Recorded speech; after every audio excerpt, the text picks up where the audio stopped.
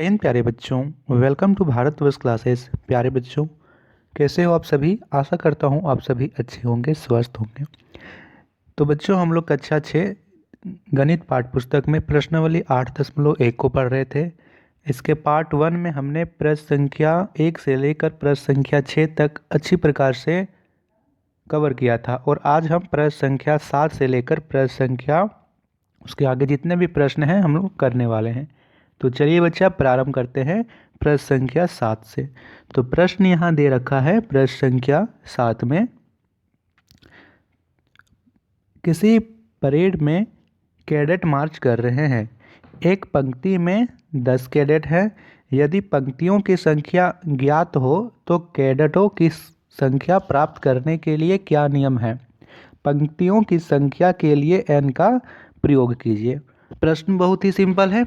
हमें दे रखा है कि एक पंक्ति में 10 कैडेट है। कितने कैडेट हैं? 10। यदि पंक्तियों की संख्या के लिए हम लोग n का प्रयोग करेंगे तो उसके लिए क्या सूत्र होगा? देखिए बच्चा, यदि पंक्तियों की संख्या 1 होगी, एक पंक्ति में कितने कैडेट है? 10 कैडेट है, तो 10 लिख देंगे। 2 पंक्ति होगी तो क्या होगा?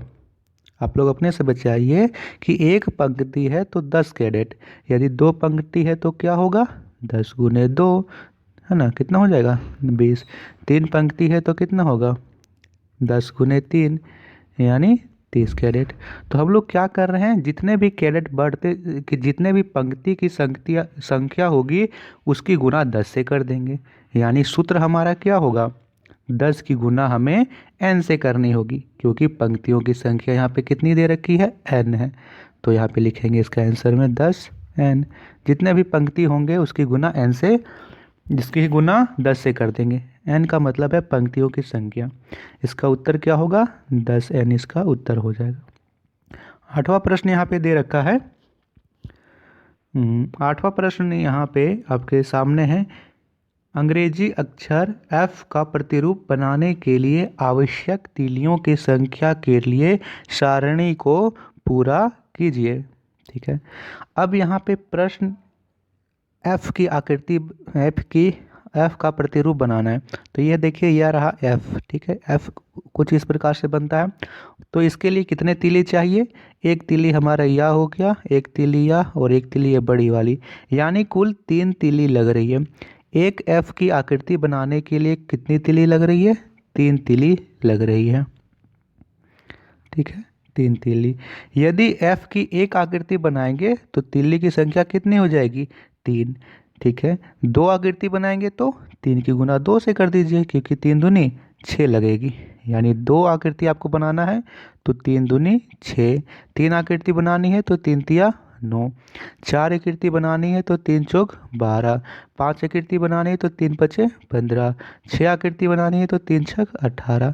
तो अभी तक हमने क्या सीखा?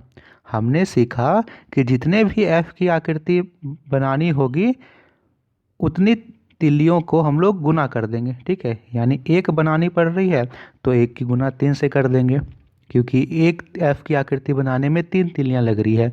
2 बनानी होगी तो 2 की गुना 3 से कर देंगे, यानी 6 तीली लगेगी। 3 बनानी है तो 3 की गुना 3 से कर देंगे, 9 हो जाएगी। तो इसके लिए हमारा नियम क्या हुआ कि यहाँ पे जो भी तीलियों की संख्या होगी उसकी गुना, जितने भी बनानी होगी हम लोग को तीलियाँ उसकी गुना 3 से कर देंगे। 3n, सूत्र इसका होगा 3n। यहाँ पे 7 बनानी है तो 3 की गुना 7 से कर देंगे, और यहाँ आ जाएगा उत्तर 21। 8 बनानी है तो 8 की गुना 3 से कर देंगे, 8 तिया 24 यहाँ लिख देंगे। क्लियर है? इसी प्रकार से आपको ये सारणी भर लेनी है। 3 छक 18, 3 सती 21, 3 अठी 24, 3 नौ 27, 3 दस 30, और 11 से गुना करेंगे तो 33। नेक्स्ट क्वेश्चन यहाँ पे करते हैं। अगला प्रश्न यहाँ पे दिया गया है, प्रश्न संख्या 9। A जोड़ B बराबर B जोड़ A क्रम विनिमय नियम है, इसकी जांच कीजिए। हमें जांच करनी है, यानी A के जगह में यहाँ पे A का मान रख दीजिए, B का जगह में B के मान को रखिए और इसे प्रूव कर दीजिए। तो यहाँ पे लिखेंगे पहले प्रश्न के लिए A बराबर 5, यहाँ से हमने लिखा। B बराबर 6, यहाँ से हमने लिख लिया। अब हमें इस चीज़ को प्रूव करना है कि A जोड़ B बराबर B जोड़ A ये दोनों आपस में बराबर हैं। तो लिखेंगे a जोड़ b बराबर b जोड़ a। a का मान कितना है 5 और b का मान कितना है 6। तो यहाँ से लिख देते हैं 5 जोड़ 6 ये बराबर है, तो बराबर फिर से b, तो b का मान कितना है 6 और a का मान कितना है 5। इन दोनों को जोड़ेंगे तो 6 और 5 11। इन दोनों को जोड़ेंगे तो 6 और 5 11, यानी इधर भी 11 आ गया, इधर भी 11 आ गया। तो ये दोनों आपस में बराबर हैं, यानी LHS बराबर RHS हैं। तो ये दोनों हमारा प्रूव हो गया। इसमें कुछ नहीं करना है बच्चा, ये प्रश्न बहुत ही सिंपल है, इतना सिंपल है, सिर्फ आपको मान रखना है। यहाँ पे सब कुछ आपको दिया गया है, ए के जगह में ए का मान रख दीजिए, बी के जगह में बी का मान रख दीजिए, आपका उत्तर खुद ब खुद आ जाएगा। अब आप लोग चाहे ए प्लस बी इधर से जोड़ लो और ए प्लस बी प्लस ए कर लो, दोनों बराबर होंगे। ये हमने प्रूव कर लिया। चलिए ये आपको प्रश्न अपने से कर लेना है। इधर 8 और 3 11 इधर भी होगा, 8 और यहाँ पे 3 और 8 11 इधर भी होगा। LHS बराबर RHS लिख दोगे। 10वां प्रश्न यहाँ पे दे रखा है a गुना b बराबर b गुना a गुणन का क्रम विनिमय नियम है, इसको सत्यापित कीजिए। अब वो क्या था, a जोड़ b बराबर b जोड़ a, ये हमारा था प्रश्न संख्या 9वां क्रम विनिमय नियम, या फिर हम लोग इसको बोल सकते हैं योग का क्रम विनिमय, क्योंकि यहाँ पे योग हो रहा है, ठीक है, और यहाँ पे क्या हो रहा है बीच में गुना, इसीलिए गुणन का क्रम विनिमय नियम है। दोनों चीज़ क्लियर है। अब इसमें हम लोग इसका मान रख देते हैं। प्रश्न ए के लिए दिया हुआ है a बराबर 0 और b बराबर 4, तो a बराबर 0 b बराबर 4 यहाँ से लिख लेंगे। अब a के जगह में यहाँ पे हम लोग इसे प्रूव करना है, a गुने b b गुने a।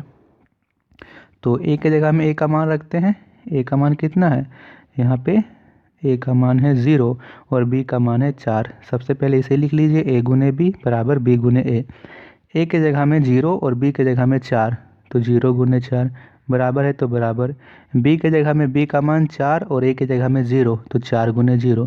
गुना कीजिए, 0 को 4 से गुना करेंगे तो 0 और 4 को 0 से गुना करेंगे तो 0, यानी लेफ्ट हैंड साइड बराबर आया राइट हैंड साइड के, बायां पक्ष दाएं पक्ष के बराबर आया। तो ये दोनों आपस में बराबर हैं, यानी लेफ्ट हैंड साइड बराबर राइट हैंड साइड, ये हमारा सत्यापित हुआ। ठीक है, इसी प्रकार से आपको प्रश्न संख्या 2 और प्रश्न संख्या 3 को कर लेना है। इसकी करोगे तो क्या आएगा, 3 की गुना 1 से करोगे तो इधर भी 3, 1 की गुना इधर से 3 से करोगे तो इधर भी 3, 3 बराबर 3 आया, तो लेफ्ट हैंड साइड बराबर राइट हैंड साइड। इसमें करोगे तो 10 की गुना 7 से 70, इधर भी 70, 70 बराबर 70, सत्यापित हो जाएगा। चलिए करते हैं अगले प्रश्न को। अगला प्रश्न यहाँ पे दिया गया है, निम्नलिखित को सुमेलित कीजिए, a जोड़ b बराबर b जोड़ a। हमने इस नियम को किस में प्रूव किया था, प्रश्न संख्या 9 में। इस प्रकार के नियम को हमने क्या कहा था, योग का क्रम विनिमयता। ठीक है, किसमें है, योग का क्रम विनिमयता यह है, यानी योग यहाँ पे जो यहाँ पे चर हैं उसका क्रम विनिमय, यानी इसका क्रम बदला जा रहा है। यहाँ पे a पहले था और बराबर के बाद a बाद में हो गया, ठीक है, तो सिर्फ क्रम बदला जा रहा है। तो योग का क्रम विनिमयता, पहले को तीसरे में मैच करेंगे। अब दूसरा में क्या है, a गुने ब्रैकेट b गुने c बराबर ब्रैकेट a गुने b ब्रैकेट बंद गुने c। तब यहाँ देखिए आप लोग कि a गुने, यानी a यहाँ पे ब्रैकेट के बाहर है और बराबर के इधर a गुने b, ये ब्रैकेट के अंदर चला गया, c बाहर चला गया।